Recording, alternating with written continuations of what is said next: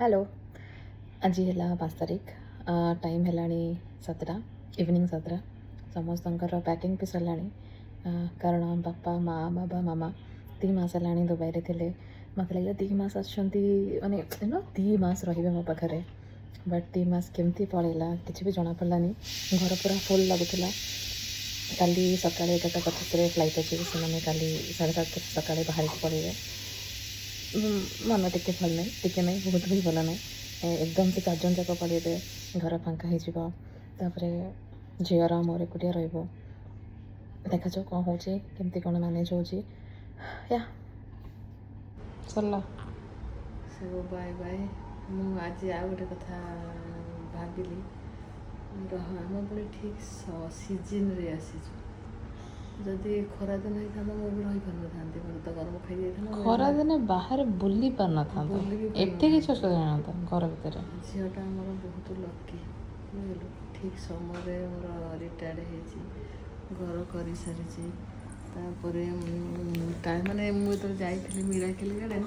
से जो ओडिया लोक देखाई ना आप बढ़िया से टाइम बुझीपारे फास्ट कौन बढ़िया टाइम आसी एवं अनुभव करुँगी फेब्रुआरी जनवरी फेब्रुआरी न आसतु बाहर बुली भी पार ना ये एंजय कर किसी सब दिगरू दुबई आमको सुहाइला बहुत बढ़िया लगे बहुत मिस कर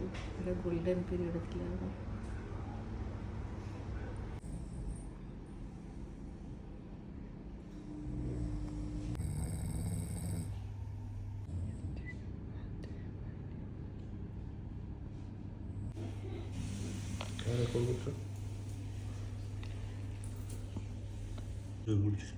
मुझे कौन मोर जान पहचान आवाज क्यों डुगडु डुगडु डुगडु डुगडु हो हो हो हो हो हो हो डुगडु बाप जमी कौन बहुत कम कर रात हो हो हो हो हो